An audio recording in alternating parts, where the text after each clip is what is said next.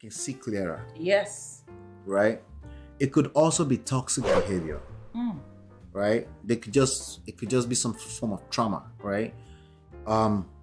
But we don't know that. But I can tell you right now that distance makes the heart fonder. Word.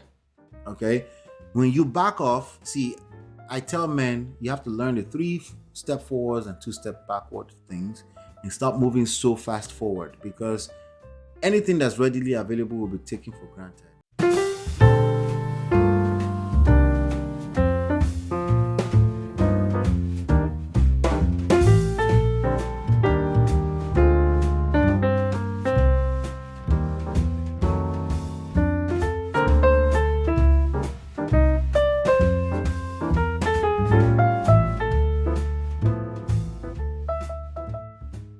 Yeah. Oh yeah. Yeah. You So gotta be careful, babe. yeah. So she doesn't want to hear it. She does it a lot, and I've complained. You're complaining. That's feminine energy. So you're not Your own having words. conversations. You're complaining. Complaining. Yeah. That is not seed of greatness. Okay? And yes, the more you complain, the more she loses respect for you. She's not being deliberate about it. For the most part, she's not. It's just the natural order of things. Now, is it possible that she's being deliberately disrespectful, or there are a few women like that? It's possible. Then I'm forced to look at you and say, why are you with a disrespectful, outrightly disrespectful woman? Right? Then I'm forced to look at you in that way, you know? So yes, it's a very tricky thing, but we can definitely look at it. Shout out to HOJ. I feel silent treatment can turn into torture. Absolutely. But as a man, I have to still look at you. See, if you're not talking about physical torture, if it's emotional torture, as a man, I still have to look at you and say, what is it about you that feels like you're receiving value from torture? Why don't you remove yourself, even if it's temporary? Sometimes you just have to back off situations, right? See, we're talking about your power. We're not talking, and we cannot focus on the fact that you might have been a victim. You can't focus on that if you want to teach you your power. If you focus on you being a victim, listen, we'll do a party here and we'll talk about everything somebody has done to you. But we focus on your power, it's not going to fix anything, right? Or even abuse your spouse unknowingly or knowingly. Absolutely. Abuse in romantic relationship, it's like Tai and Candy. It's like yin and yang. It's like Tom and Jerry.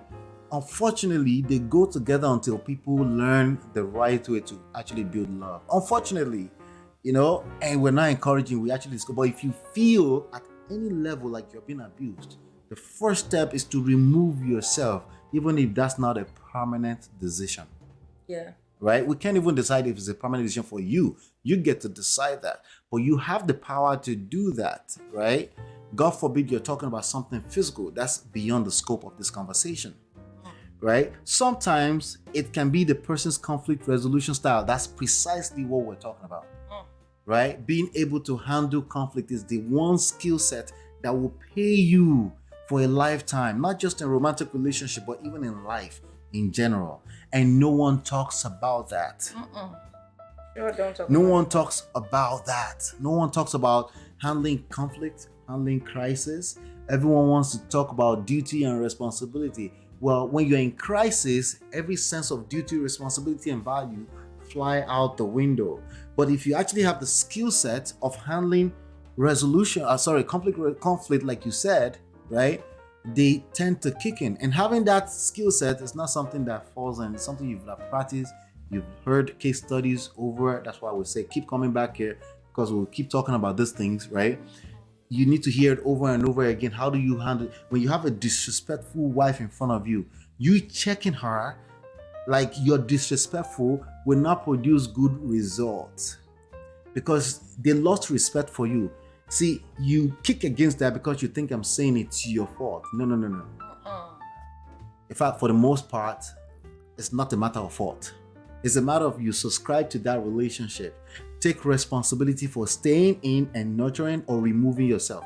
Take responsibility for that, right? If you're not doing that, you will turn around and play victim even more. You could have been a victim. I'm not saying you're not a victim. I'm just saying you will continue to play the victim, and it's easier said than done. But thank you so much for that word of wisdom, HOJ.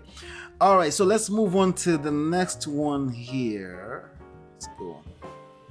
We're rocking. Okay, we already talked about this. That's from Brandon. Okay, so this one right here is an interesting one. After we separated and she moved 500 miles away back home, she wanted to see me and started saying she misses me. Wanted to do things together within a week. Craziest thing ever. I have no idea what to do with it.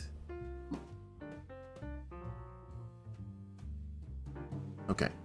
I think we responded, set your own plane. I don't know what I meant by that, but I don't know. But your own pace. Basically. Pace, I guess. Okay, all right. You meant to say pace, not pace. plane. All right. Set your own pace and focus on it. That's what will attract her. Yeah, that's what I meant to say. You're right, babe.